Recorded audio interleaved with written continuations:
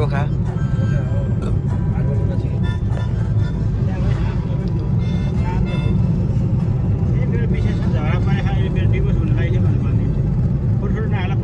Sari Umar some give me some bread, give me another chance, wanna go once again. Guys, लो हामी आइपुगे मुङलिन। अब मुङलिनबाट सिधै हाम्रो तर्फ छ काठमाडौँ। बाटोको अवस्था यस्तो छ मुङलिनको, एकदम राम्रो। मुङलिन पछिको यात्रा भनेको खाल्चाङ र खुल्चुङ। गाइज ल यही हो यही सरर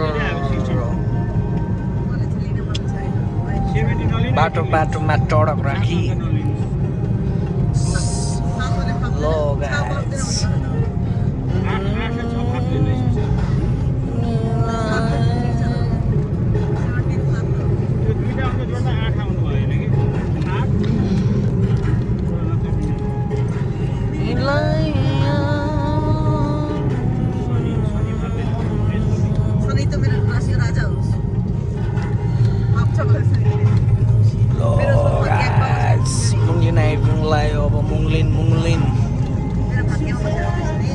मुङलिन आइपुग्न लाग्यो।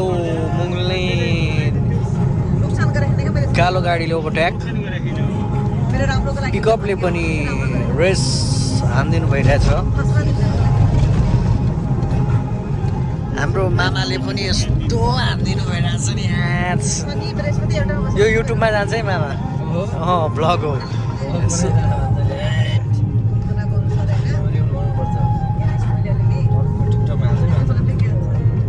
युट्युबमा हो, सबजनाले युट्युबमा हेरिदिनुहोस् प्रयास ब्लग। सर हामी चाहिँ पुरै बुटोल भैरवा इन्डिया घुमेर आयौँ।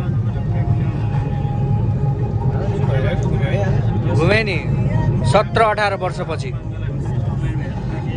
17-18 वर्षपछि आज म बुटोल भैरवा घुमेँ। जे होस् काठमाडौँ जस्तै जस्तै हुन लागेछ। अलिकति अब सरकारले पहल गरोस् डाउनेको बाटो, त्यति नै हो।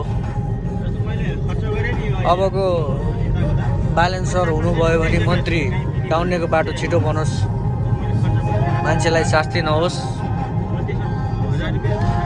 ल भ्लग एन्ड गर्दैछु म।